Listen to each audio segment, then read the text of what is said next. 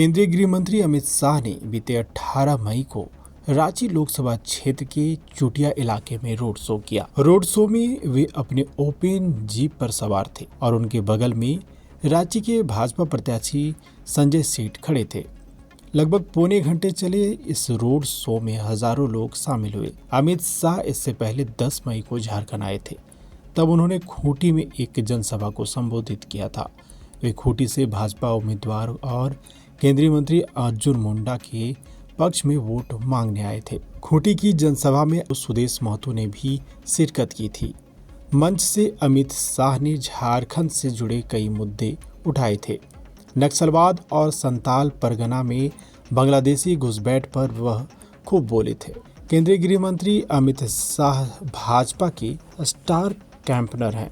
वह बीजेपी के केंद्रीय अध्यक्ष रह चुके हैं। भाजपा के कार्यकर्ताओं पर उनकी अच्छी पकड़ है। अपनी सूझबूझ के कारण वह पार्टी के चाणक्य भी कहे जाते हैं। 2019 में जब अमित शाह देश के गृह मंत्री बने तो उन्होंने कई बड़ी चुनौतियों को पार किया। चाहे जम्मू कश्मीर में 370 हटाने के बाद शांति बहाल करना हो या दिल्ली में किसान आंदोलनकारियों पर या फिर सीसीए पर कड़े बयान देना। 2014 के लोकसभा चुनाव के समय उन्हें उत्तर प्रदेश का प्रभारी बनाया गया था और भाजपा ने 2014 में उत्तर प्रदेश में 80 में से कुल 37 सीटें जीत ली थी। कहा जाता है कि उनकी रैलियों और जनसभाओं से वोटरों पर खास प्रभाव पड़ता है। 2019 के लोकसभा चुनाव में अमित शाह ने चतरा से भाजपा प्रत्याशी सुनील कुमार सिंह के लिए रैली की थी। रैली में उन्होंने सरकार बनने पर कश्मीर की धारा 370 हटाने की बात कही थी।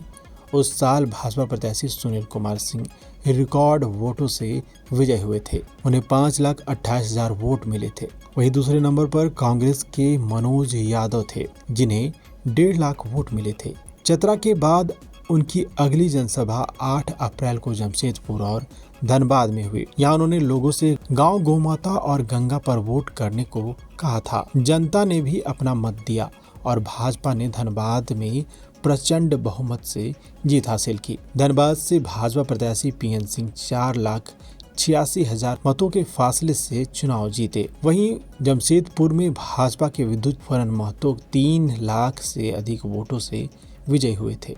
इससे पहले अमित शाह 2014 के लोकसभा चुनाव के दौरान भी सक्रिय रहे थे। उत्तर प्रदेश का प्रभारी होते हुए भी उन्होंने देश के कई हिस्सों में चुनाव प्रचार किया था।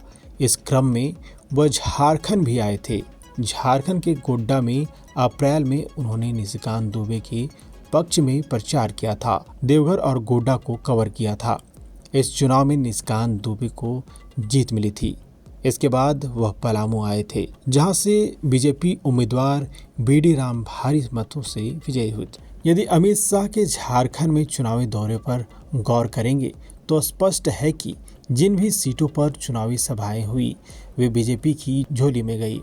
जाहिर है अमित शाह की रैलियों और जनसभाओं से भाजपा के कार्यकर्ता और मतदाता दोनों को ही नई ऊर्जा मिलती है। बीते 18 मई को रांची के चुटिया में हुई रैली में लोगों का उत्साह दिखा। बच्चे हो या बूढ़े या फिर महिलाएं, सभी अमित शाह की एक झलक पाने के लिए उतावले थे। भाजपा का दावा है कि इसका असर चुनावी परिणाम में भी जरूर देखने को मिलेगा।